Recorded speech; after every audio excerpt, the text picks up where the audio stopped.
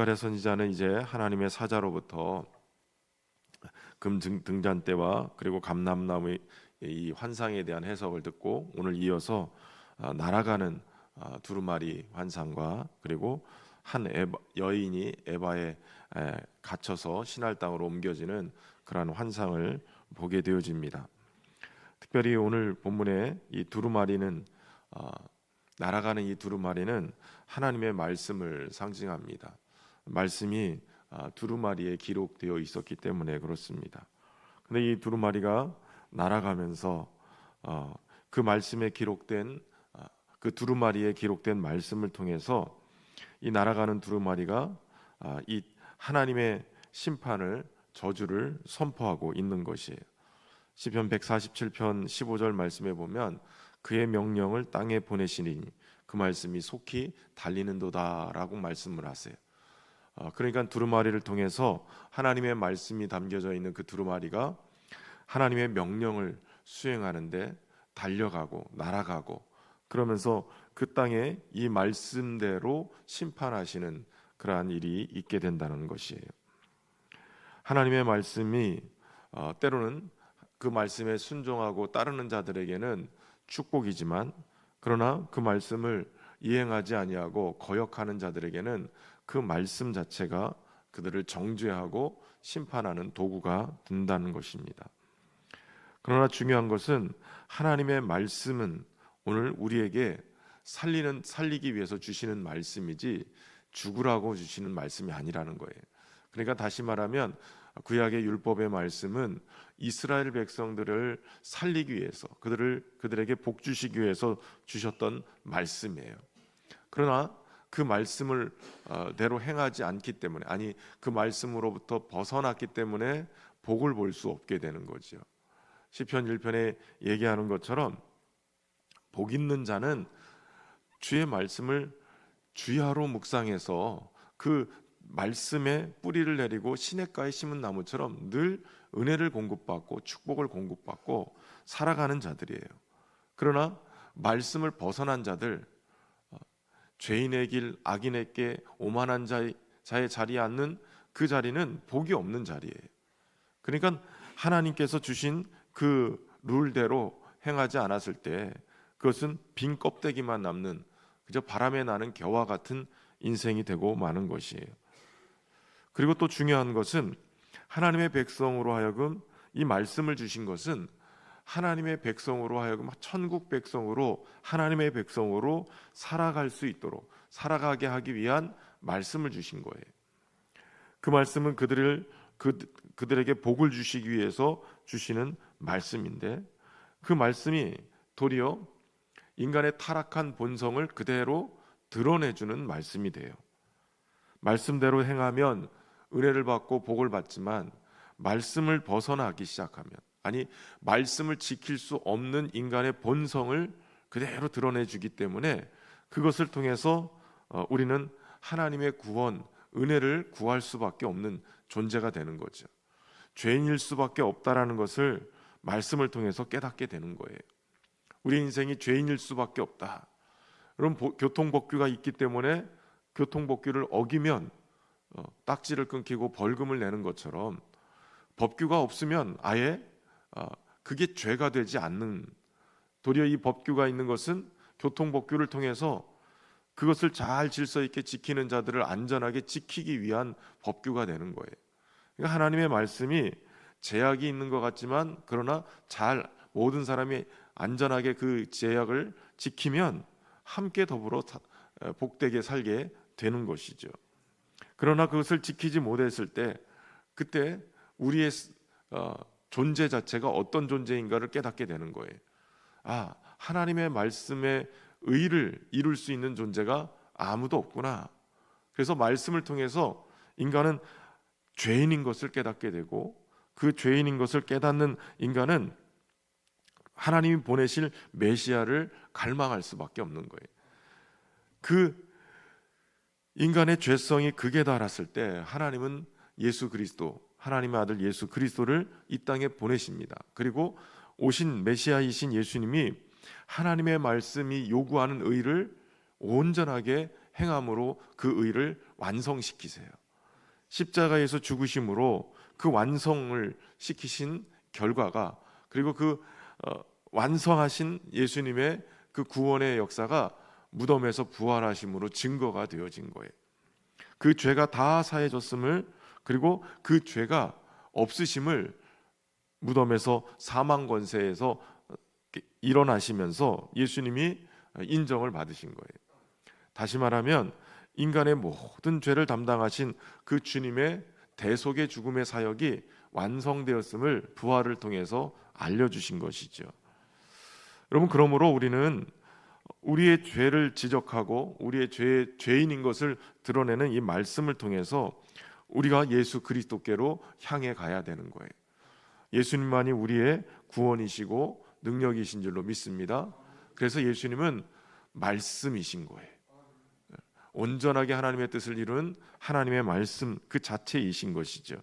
예수님 안에 들어갔을 때 예수님으로 통해서 오늘 우리의 구원이 완성되는 것을 여러분 믿으시기를 바랍니다. 하나님의 말씀이 기록된 이 두루마리가 온 지면에 두루 행하며 저주의 말씀을 내리고 있는 거예요. 그 말씀을 비교했을 때 모든 인생이 다 저주스러운데, 특별히 이 하나님의 백성으로 택함 받은 이스라엘이 저주받는 거예요.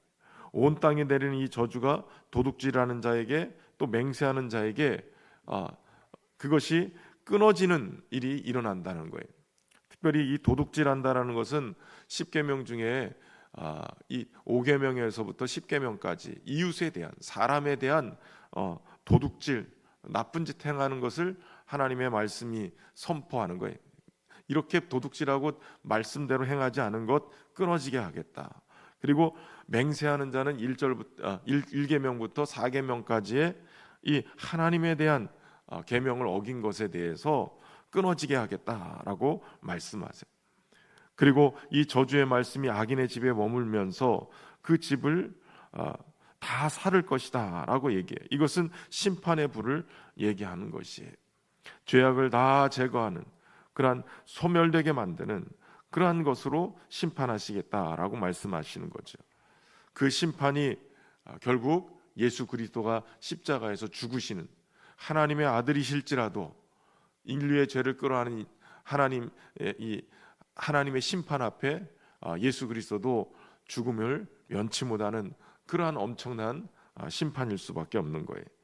그럼에도 불구하고 예수님이 오늘 그 심판을 당하심에도 불구하고 부활하심으로 우리를 다시 그 심판에서 건지시는 하나님이신 것을 여러분 믿으시기를 주의 이름으로 축원합니다. 두 번째, 또 다른 환상은 바로 한 여인이 에바 가운데 앉아 있는 것을 본 것이에요. 여러분, 에바는 곡식을 되는 이 돛박과 같은 그런 것이에요. 근데 거기에 지금 한 여인이 앉아 있어요. 이 여인은 바로 이스라엘 백성을 상징하는 것인데, 이 돛로 그 사람을 달아보는 거죠. 마치 저울처럼 돛로 곡식을 이렇게 몇 대가 되는지 이렇게 달아보는 것처럼 측량하는 거예요. 그런데 측량해 본 결과가 뭐냐? 8절에 보니까 이는 악이라 라고 얘기하고 그 여인을 에바 속에 던져놓고 납조각을 그 안에 던져놓고, 그리고 하계 날개 같은 날개를 단 여인들이 와서 그것을 옮겨가는 것이에요. 다시 말하면 그 에바로 달아봤을 때, 측량해 봤을 때 이것은 악한 것이다 라고 측량이 됐다는 얘기예요. 이스라엘 백성을 달아보니 하나님의 기준에 못 미치는 거예요. 하나님의 백성으로 선택받았으나 그들이 하나님의 백성으로 온전히 살지 못하는 거예요. 그 헤아림으로 헤아려 보니 하나님의 백성이라고 부름받은 우리 모두도 다 이 죄악일 수밖에 없는 인생이더라 말이죠. 그래서 그 에바 속에 던져놓고 올라올 수 없도록 납조각을 갖다가 집어넣어놓고 그리고 옮겨버리는 거예요. 근데 옮기는데 어디로 옮겼느냐? 오늘 11절에 보니까 그들이 신할 땅으로 갔다라고 얘기해요. 이 신할 땅은 두 가지를 상징하는데, 하나는 바벨론을 상징합니다. 그러니까 달아봤을 때 이스라엘 백성이 하나님의 백성으로서의 온전함을 유지하지 못하고 타락했기 때문에 하나님이 여러 선지자들 보내서 경고했지만 그러지 못했기 때문에 결국 그들을 바벨론의 포로로 끌려가게 만드셨다는 거예요. 그리고 또 하나, 이 시날 땅은 우리가 창세기에 보면 어떤 일이 벌어진 곳이에요. 사람들이 흩어짐을 면하기 위해서 바벨탑을 쌓았던 그곳이 바로 이 시날 땅이에요. 그러니까 심판을 받아서 흩어지게 됐던 곳이 바로 이 바벨탑이 있는 시날 땅이었던 것이죠. 그래서 이 바벨론 시날 땅, 이것은 하나님의 심판을 드러내주는 이 저주의 장소, 심판의 장소인 거예요. 음녀가 하나님께 심판을 받는 장소뿐만 아니라 더러운 귀신과 또 영들이 거처하는 땅이 바로 이 시날 땅 바벨론인 것이죠. 하나님께서는 마지막 심판 때에 이 악인과 죄인을 의인과 분리를 해서 나누고 천국과 지옥으로 나누는 것처럼 그렇게 나누시는 거예요. 하나님의 공의로운 심판 앞에 악인이 그 땅에서 뽑혀서 결국 신할 땅, 이 바벨론으로 옮겨지는 것처럼 악인과 의인은 때로는 하나님의 심판 앞에서 갈라지게 되는 거예요. 여러분, 오늘 우리의 의인은 무엇입니까? 우리의 의인은 곧 예수 그리스도세요. 예수 그리스도로 옷 입고 살아갈 이유가 주님이 이루신 그 의의 옷을 우리가 입고 살아가야 우리의 의가 아닌 주님의 의로 하나님께 받아들여진 존재가 되어지는 것이에요. 오늘도 예수 그리스도의 십자가의 대속의 은혜를 힘입어서 다시 한번 주님의 은혜 앞에 주님의 이 에바로 되뇌었을 때 합격점을 받고 곳간에 모아드리는 그러한 은혜가 우리 안에 있기를 주의 이름으로 축원합니다. 환난의 바람이 불었을 때 알곡되지 않은 쭉정이는 다 바람에 날아가요. 그러나 환난의 바람이 불었을 때 알곡은 다 모아드리게 되어지죠. 여호와께서 인정하시는 자가 되어져서 오늘도 주님의 은혜 안에서 천국의 곳간에 모아드리고 하나님이 멋지게 쓰시는 하나님의 백성 되기를 주의 이름으로 축원합니다. 참 좋으신 하나님, 오늘도 주님의 귀한 말씀 통해 우리에게 하나님의 말씀과 또 하나님의 되새김 속에서 오늘 우리가 하나님의 은혜를 입는 자들이 되기를 소망합니다. 하나님, 예수 그리스도로 말미암는 구원의 은총이 오늘도 우리를 주님의 의의 옷을 입고 살아갈 수 있는 은혜 속에 있게 하신 것 감사를 드립니다. 오직 예수님 안에서 사는 우리 모두가 되게 하시고 우리 안에 오신 성령님을 통해서 하나님의 말씀을 따라 사는 은혜가 있게 하여 주옵소서. 오직 예수님으로, 말씀이신 예수님으로 사는 은혜가 있게 하여 주시고 예수님의 이루신 의를 덧입고 사는 은혜가 우리 안에 있도록 축복하여 주옵소서. 새벽에 도우시는 하나님께서 우리의 부르짖음을 들으시고 하늘의 신령한 은혜들과 땅의 기름진 복으로 허락하셔서 이 땅에서 하나님의 뜻을 이루며 하나님이 주신 귀한 사명을 또 잘 감당하며 사는 우리 모두가 되게 하여 주옵소서. 정성으로 준비한 귀한 예물 올려드리오니 기도 제목에 응답 주시고 저들의 일터와 산업에 복을 주시되 하나님이 역사하심으로 기적을 보게 하시고 하나님이 함께 하시는 증거들이 삶 속에 나타날 수 있도록 우리 성도들의 삶과 산업을 지켜주시고 은혜로 함께하여 주옵소서.